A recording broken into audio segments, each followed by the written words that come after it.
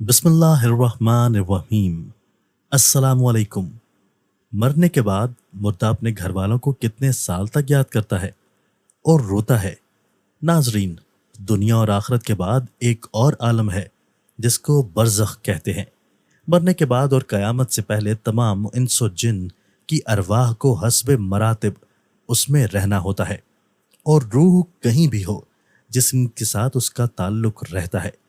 कब्र में आने वाले को पहचानती है और ये कहना कि फलां की रूह फलां के अंदर चली गई या उसने दोबारा जन्म लिया, ये अकीदा कुरान और हदीस के खिलाफ है। हदीस शरीफ में है, जब मुसलमान मरता है उसकी राह खोल दी जाती है कि जहां चाहे जाए। सईद बिन मसीब रज़ी अल्लाह ताला अन्हो से मरवी है कि हज़रत सुलेमान फ़ारसी रज़ी अल्लाह ताला अन्हो और अब्दुल्ला बिन सलाम रज़ी अल्लाह ताला अन्हो बाहम एक दूसरे से मिले। कहा कि हम में से जो पहले इंतकाल करेगा तो दूसरे को खबर देगा कि वहां क्या पेश आया है। कहा, क्या जिंदा और मुर्दे भी मिलते हैं? फरमाया, हाँ, मुसलमान की रूह जन्नत में होती है, उन्हें इख्तियार होता है जहां चाहे जाएं।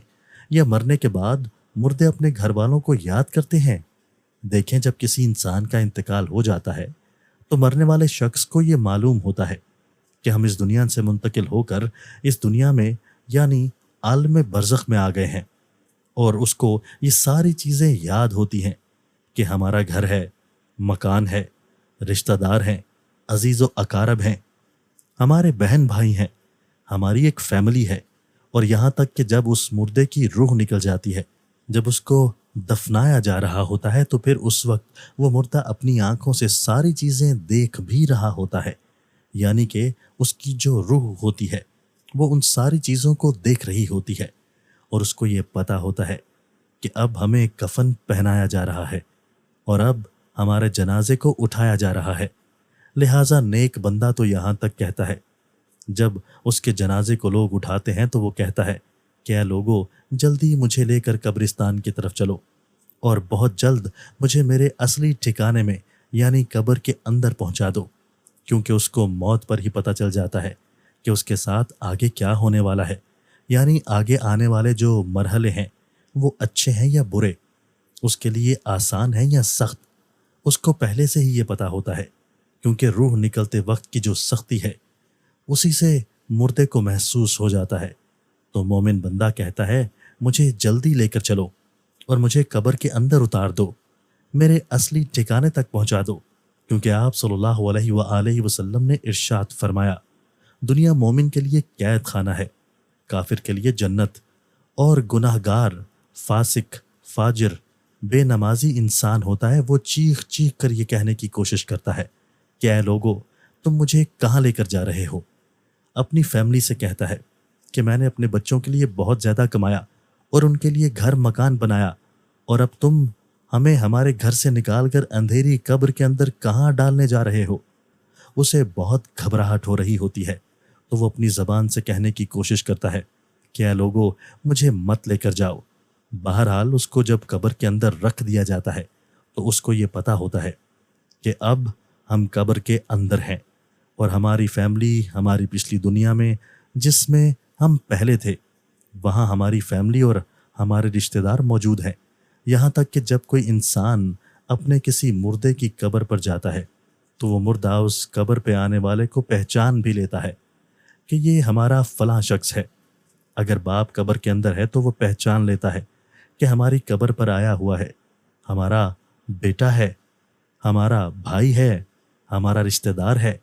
लेकिन अगर वो कब्र में अपने गुनाहों की वजह से सजाएं भुगत रहा होता है तो फिर पहचान कर भी उसकी कोई तवज्जो और ध्यान उसकी तरफ नहीं होता।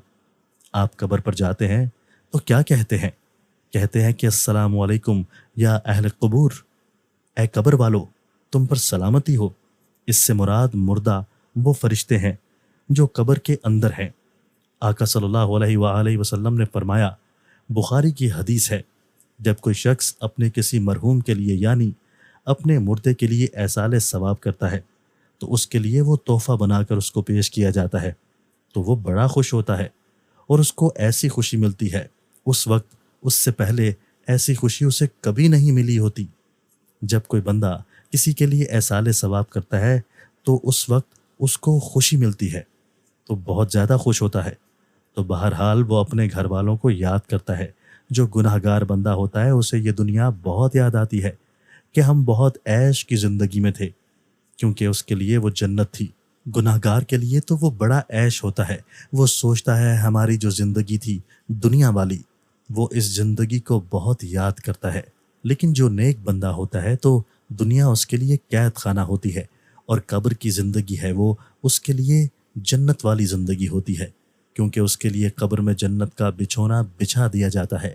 نیک بندے کے لیے قبر میں جنت کی کھڑکی کو کھول دیا جاتا ہے، اس کو جنت کا لباس پہنا دیا جاتا ہے، جنت کی خوشبوئیں قبر کے اندر محسوس کرتا ہے۔ جو نیک مردہ ہوتا ہے وہ بڑی راحتوں میں ہوتا ہے، تو اس کے بعد اس کو دنیا کی کسی طرح کی کوئی پرواہ، کوئی فکر پریشانی نہیں ہوتی۔ اب وہ اپنی اس زندگی میں ہوتا ہے جس میں اس کا اصل ٹھکانہ ہے، تو وہ اس میں خوش رہتا ہے۔ جو اصل چیز ہے وہ عمل ہے، عمل پر یہ ساری چیزیں ہیں۔ اگر انسان کے اعمال اچھے ہیں تو موت سے اچھا کچھ بھی نہیں، اور اگر انسان کے اعمال خراب ہیں تو موت سے برا اس کے لیے پیغام کوئی نہیں ہے۔ قرآن مجید میں اللہ تعالیٰ کا ارشاد ہے، ترجمہ: تم اپنے رب سے گڑ گڑا کر اور آہستہ دونوں طریقوں سے دعا کیا کرو، بے شک وہ حد سے بڑھنے والوں کو پسند نہیں کرتا۔ رسول اللہ صلی اللہ علیہ وآلہ وسلم کا ارشاد ہے، جس مسلمان میت کی نماز جنازہ 40 نمازی ادا کریں جو اللہ کے ساتھ کسی کو شریک نہیں ٹھہراتے، تو اللہ تعالیٰ اس میت کے حق میں ان کی سفارش کو ضرور قبول فرماتا ہے۔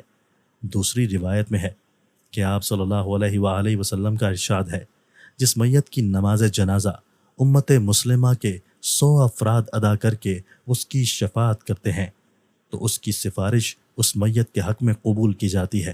امام ابن قیم رحمۃ اللہ علیہ فرماتے ہیں، نماز جنازہ کا مقصد میت کے لیے دعا ہے۔ قبر کے پاس کھڑے ہو کر دعا اور طلب مغفرت کرنا۔ حضرت عبداللہ بن عمر رضی اللہ تعالیٰ عنہ کی روایت ہے کہ رسول اللہ صلی اللہ علیہ وآلہ وسلم میت کو قبر میں رکھتے تو فرماتے، ترجمہ: اللہ تعالیٰ کے نام سے اور رسول صلی اللہ علیہ وآلہ وسلم کے طریقے پر۔ نیز حضرت عثمان بن عفان رضی اللہ تعالیٰ عنہ کی روایت ہے، وہ کہتے ہیں جب رسول اللہ صلی اللہ علیہ وآلہ وسلم میت کی تدفین سے فارغ ہوتے تو قبر پر کھڑے ہو کر فرماتے، اپنے بھائی کے لیے مغفرت کی دعا طلب کرو اور ثابت قدمی مانگو، اس لیے کہ ابھی اس سے سوال کیا جائے گا۔ تو اللہ رب العالمین کی بارگاہ میں دعا ہے، اللہ تبارک و تعالی ہم تمام لوگوں کو خوب اچھے اور نیک اعمال کرنے کی توفیق عطا فرمائے، آمین۔